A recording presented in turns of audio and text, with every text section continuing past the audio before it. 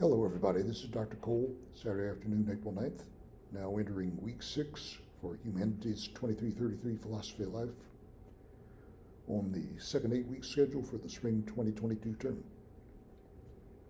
Everybody, the midterm exam is coming up Tuesday, April 12th.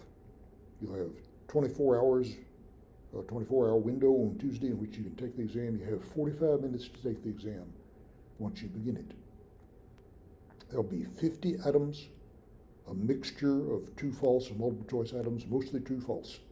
So you'll have 45 minutes to complete the exam once you begin.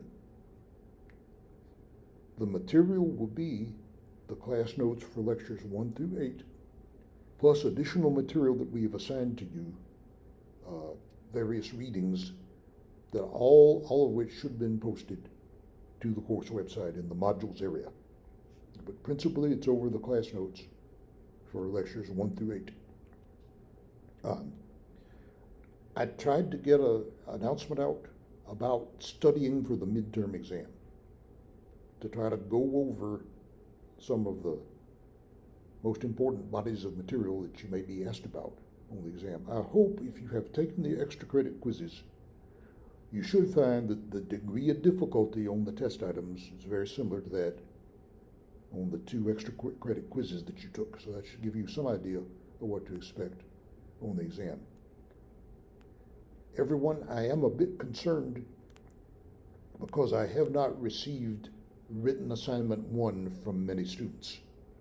Okay. Now, it's up to you on a certain level because the syllabus states 1 100-point grade will be dropped. So you can skip 1 such assignment and still conceivably get through the course perfectly fine. The problem is many students struggle with the midterm exam. For many students, the grade on the midterm exam turns out to be the lowest grade of the term. Okay.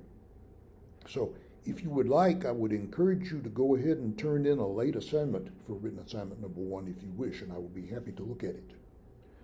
Otherwise, you would have missed that assignment, and you may end up carrying a low grade on the midterm exam in addition to that, if it turns out you don't perform well on the midterm exam, as some students do not.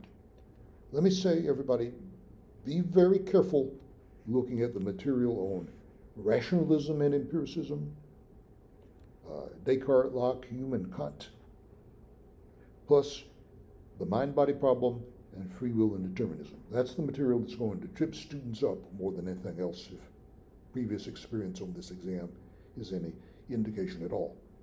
Once again, we've tried to get an announcement out, both up on the course website and in the form of an email to you about studying for the midterm exam. So perhaps we'll get a little better performance if everyone is able to take a look at that and heed the advice I've tried to give you there. Okay, but just be aware, you may want to try to go ahead and turn in written assignment 1 if you have not done so, because you may struggle on the midterm exam. Some students have in the past, so please be aware of that. Okay, I'll be happy to take a look at a late assignment on written assignment 1 anytime. Now everyone, the material on the syllabus for this week, you probably not want to take a look at it until after the exam. But we begin the material for the final exam this week with the class notes for lectures 9 and 10.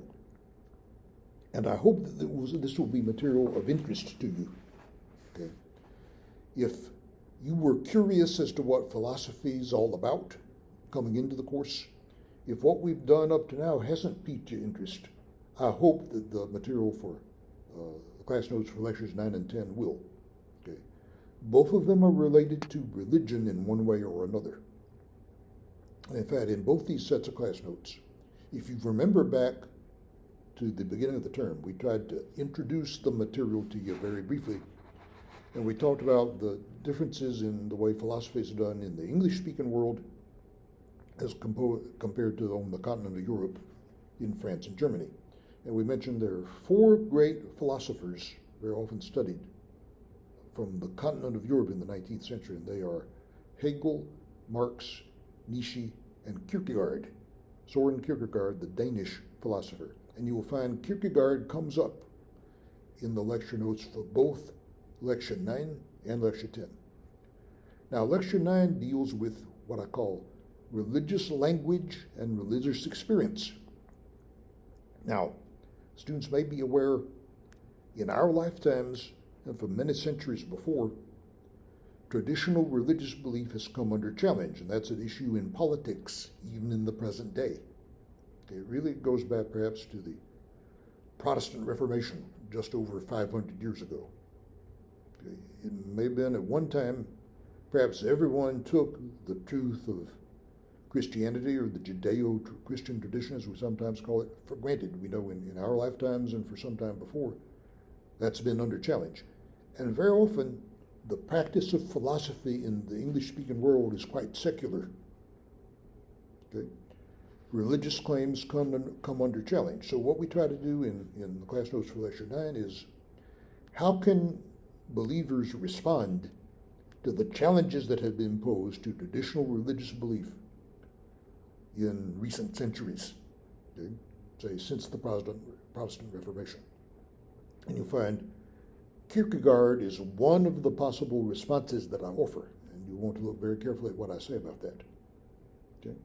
Then as you look at the class notes for Lecture 10, that is about existentialism and authenticity. Now, existentialism, that's a big, complicated sounding word, but what it tries to do with is, it's called existentialism for one reason, because it tries to take as its starting point the concretely existing individual, and furthermore, to look at some very basic, fundamental problems of human existence, some things that are problematical about human existence. And you'll find that Kierkegaard comes up in the class notes for Lecture 10 as well as Lecture 9. One issue that is raised in the class notes for Lecture 10 is the importance of being an authentic individual. And questions could be raised as to just how important that is, although perhaps nobody would want to be known as a big fake. Okay. But that's the sort of issue that comes up in the class notes for Lecture 10. So I hope that that will be of interest to you, along with the material in the class notes for Lecture 9. Those two together make up the beginning of the material we will cover for the final exam. But you're going to want to get through your midterm exam first. That is coming up Tuesday. You can take it anytime during the 24 hours, midnight to midnight on Tuesday. 45 minutes once you begin the exam. 52 false and multiple choice items. And once again, the material principally is the class notes for lectures 1 through 8, plus additional readings that you've been assigned. Expect maybe an item or two on each of those readings. Okay, 45 minutes to take the exam, 2 false and multiple choice, 45 minutes to take it once you begin the exam on Tuesday. Okay, so we wish everybody good luck. Please set aside adequate study time, because some of this material is something that students have found difficult, and some students have struggled on the exam, but we hope everyone will do well. And once you get through with that, you can begin taking a look at the material for lectures 9 and 10. And we'll talk to you a little more then a week from now at this time. Good luck, study hard, and we hope everyone does well on the midterm exam.